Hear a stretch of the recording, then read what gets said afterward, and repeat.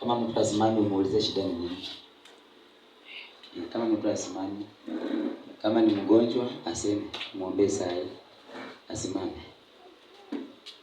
Kama ni mzigo umebeba useme, Bwana Yesu asifiwe. Tukuondolee huo mzigo. So kwa siku kwa wiki mbili ambazo zimepita tumekuwa tunaangalia siri zilizofichika katika ufalme wa Mungu. Tukaona siri ya kwanza ya Mungu na kanisa. Tukaona siri ya pili ya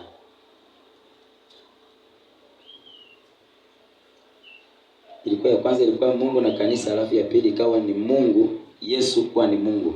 Haleluya. So leo tutaongelea hiyo, tunaongelea majira na nyakati.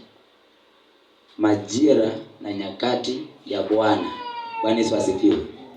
Yaani majira ni wakati ambao Mungu mwenyewe amependa uwe hivyo. Haleluya. Haya majira yakifika, ati sio wewe au mimi ninapaswa kujua ni lini. Majira ni ya Bwana. Ya Bwana. Tasoma andiko Matendo ya Mitume 1:6. Basi walipokutanika wakamuuliza wakisema, je, Bwana, wakati huu ndipo unapowarudishia Israeli ufalme? Akawaambia, si kazi yenu kujua nyakati wala majira Baba aliyoyaweka katika mamlaka yake mwenyewe. Lakini mtapokea nguvu akisha kuajilia juu yenu Roho Mtakatifu, nanyi mtakuwa mashahidi wangu katika Yerusalemu na katika Uyahudi wote na Samaria na hata mwisho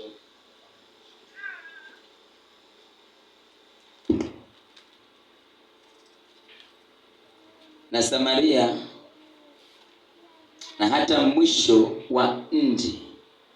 Akisha kusema hayo, walipokuwa wakitazama, akainuliwa, wingu likampokea kutoka machoni pao. Walipokuwa wakikaza macho mbinguni, yeye alipokuwa akienda zake, tazama, watu wawili wakasimama karibu nao, wenye nguo nyeupe, wakasema, enyi watu wa Galilaya, mbona mmesimama mkitazama mbinguni? Huyu Yesu aliyechukuliwa kutoka kwenu kwenda juu mbinguni atakuja jinsi hiyo hiyo mlivyomuona akienda zake mbinguni. Bwana wa majeshi, na kushukuru kwa upendo wako Baba, na wakati wa neno lako. Naomba ukatakase mioyo zetu, akili zetu kwa ajili ya neno lako Mfalme. Unasema ya kwamba mioyo yetu isiwe migumu, iwe nyepesi kwa ajili ya kusikia sauti yako. Naomba Bwana ukatuwezeshe kwa upendo wako kusikia yaliyo yako. Ondoa Bwana maneno yaliyo yetu, tia neno lako ndani mwetu.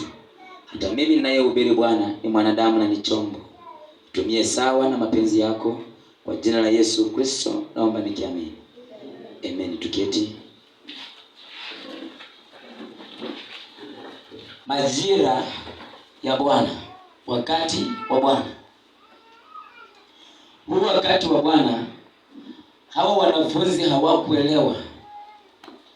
Baada ya Yesu kufufuka kutoka kaburini, Yesu alirudi akaketi na wao, akatembea na wao, lakini hawakuelewa ni lini. Hawakujua ni lini. Katika kipindi hiki, ni Yesu anataka kwenda, anataka kupaa ende mbinguni. Na hawa wanamuuliza.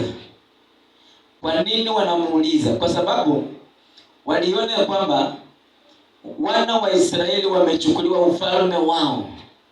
Wana wa Israeli waliokuwa karibu na Mungu walikuwa mbali na Mungu. Hao wakataka kujua, je, ni wakati huu ambao ufalme unawarudia Israeli? Je, ni wakati huu ambao Mungu anawarudia Wayahudi?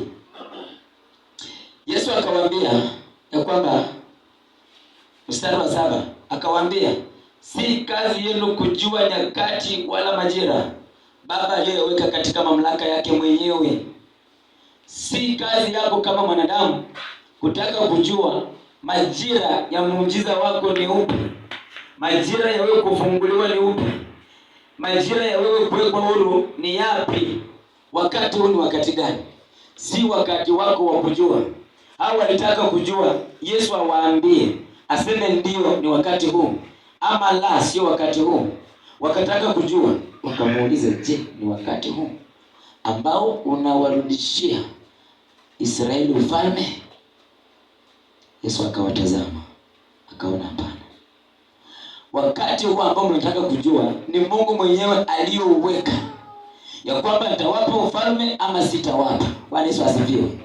Ndio nasema ya kwamba kuna mambo ambayo kama Mkristo yamekusumbua, umekata tamaa nayo, unajiuliza maswali kwa Mungu, ni lini yataondoka?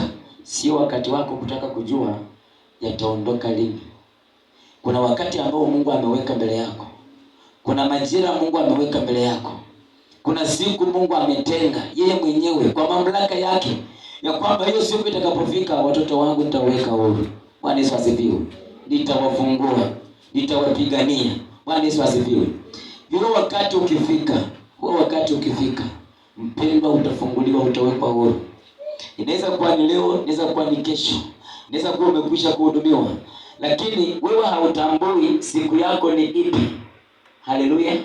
Ni sawa na mtu anapoishi katika maisha ya dhambi, hajui siku ya neema kushuka kwake ili ya kwamba aweze kukombolewa au kuwekwa huru. Lakini wakati wa Mungu ukifika, Mungu humfungua mtu huyu kwa upendo wake na kwa majira yake bila ambavyo amekusudia. Hao wanafunzi walitamani kujua, je, ni wakati upi? Yesu hakuwajibu. Yesu aliwatazama akawaambia, sio kazi yenu. Bwana Yesu asifiwe. Ambia mtu usijisumbue. Mwambie usijisumbue, maana si kazi yako. Haleluya. Ni kazi ya Mungu, anajua wewe ni mtoto wake. Ni kazi ya Mungu, anajua huyu ni mwanangu. Ni kazi ya Mungu, anajua huyu ni mtumishi wangu, huyu ni mteule wangu. Ni mimi ninajua siku na masaa ya kumhudumia. Bwana Yesu asifiwe. Kwa hivyo nataka kukuambia kwamba usiwe na mashaka juu ya mambo ambayo yanakusumbua. Usiwe na mashaka juu ya mambo ambayo yanakutesa. Yesu aliwaambia kitu, nataka usikie vile aliwaambia. Mstari wa 8. Lakini mtapokea nguvu akiisha kuajilia juu yenu Roho Mtakatifu, nanyi mtakuwa mashahidi wangu katika Yerusalemu na katika Uyahudi wote na Samaria na hata mwisho wa nchi. Haleluya. Yesu anawaambia, si wakati wenu wa kujua, lakini imewapasa ninyi kupokea nguvu wakati ambao Roho Mtakatifu atawajilia. Katika kipindi hiki amewaambia kwamba enendeni mkakae Yerusalemu. Yesu aliwaambia mitume, aliwaambia wanafunzi ya kwamba sitawaacha bure, ila nitawatumania Roho msaidizi, Roho Mtakatifu wa Mungu, ambaye atakuwa msaidizi juu yenu. Na akawaambia, ndio mpokee huyo Roho Mtakatifu, imewapasa ninyi kwenda kukaa katika Yerusalemu. Hakuambia enda Yerusalemu mkae siku 2, hakuambia enda Yerusalemu mkae mwaka 1, hakuambia Yerusalemu enda kama miaka 5. Aliwaambia enda mkae Yerusalemu.